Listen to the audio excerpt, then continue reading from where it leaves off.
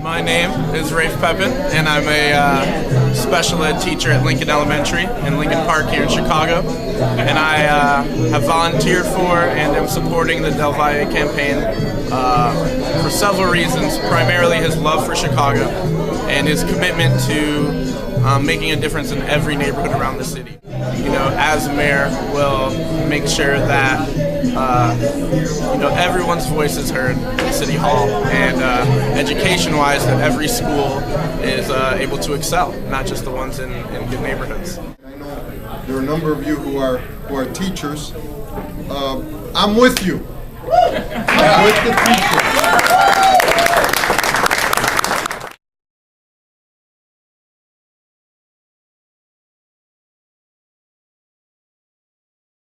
Education has been my lifelong passion, and it's my lifelong passion because of two teachers, my third grade teacher and my eighth grade teacher in a Chicago public school.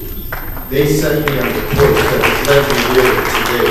I majored in education. My first bill as a state senator was dealing with education, the bill that helped create local school councils. My first speech on the Senate floor was to deal with education and to fight off cuts in education. And now I'm running for mayor to continue my work in education and to work in partnership with you.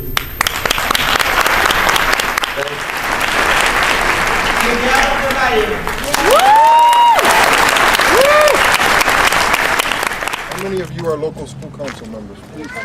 Raise your hand. Local school council members. And so most of the local school council is here. Obviously the majority of the local school council is here. And I've just been informed, because let me, as an aside, say I'm here because the parents contacted me and came to see me this Saturday and asked me to look at this situation. And I said that I would be here today. I joined the parents at Whittier when they took over the field house because they want a library for their children. I will, upon returning to my office this afternoon, call Ron Huberman, and I will call others, including the local elected officials, and ask them to please resolve this issue immediately. As a result of that struggle, we learned that there are over 100 schools without libraries in the city of Chicago in this day and age. Well, I believe that one of the ways to lengthen the school day is to establish a community learning center, as we did in my legislative district at every school, where the entire family is learning, where parents are taking GED classes, ESL classes, engage in cultural activities, where there's an opportunity to value the culture of the family, and where teachers and parents and students come together, where students get homework assistance and are able to engage in recreational activities. Time to play. Kids need time to play. When we took away recess, when we took away lunch hour, now kids have 20 minutes to eat. I think that's inhumane. That has to change. That's how I believe that the superintendent of the Chicago Public Schools should be an individual who has an educational background, number one. Number two, I believe that we have talent. And while I recognize and I appreciate the calls for a national search, I think we have talent right here in Chicago to run the Chicago Public Schools. I also believe that the chancellor of the city colleges should also be someone with an educational background.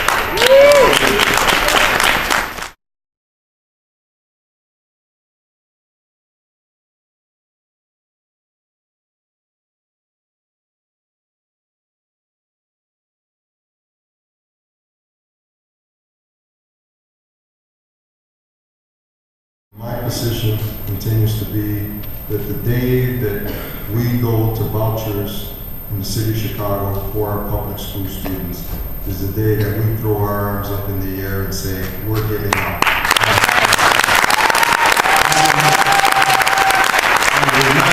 I will not give up on our neighborhood schools. schools. We have a lot of good things going on. We want to replicate those things. We want academic options at the neighborhood level so parents don't have to send their kids on a bus to a school far away or have to drive them when there's a school on the block where they live. That needs to be our goal. We also know that we have to move away from these standardized tests that are the only measure that is used to determine, the only measure that's used not only to determine student performance, but then to determine teacher performance. There are other measures, and we have to allow for creativity. I'm looking. Want what is best for the children in the state of Illinois, and they also want competent teachers, highly qualified teachers in every classroom, and I know that every single one of you wants the same thing. And so the question is, how do you get to that point?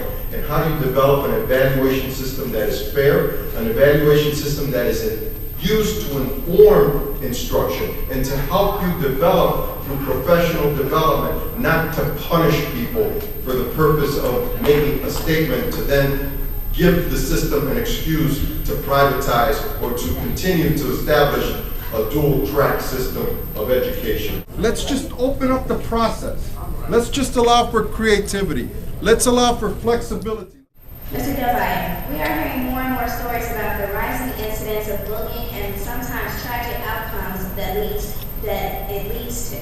Do you support any measures to deal with this important issue? There ought to be policies in place that every school in the district follow, and that those policies then get implemented by the leader of every school, the principal, working along with the teachers.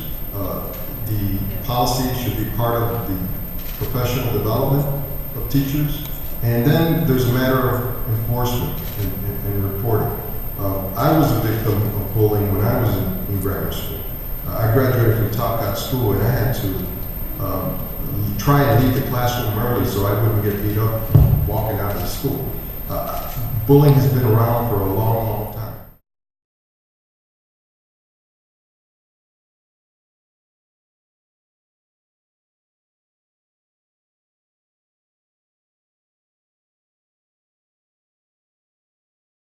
I say that we have to take the city that is known as the city that works and convert it into the city that works together, bringing every single neighborhood and ensuring that schools become the anchors for our communities that they can be, the anchors that will ensure balanced growth, balanced development, employment opportunities, educational opportunities for the entire family, not just for the students, but the entire family, so that families can learn together in community learning centers in all our schools. That's why I'm running for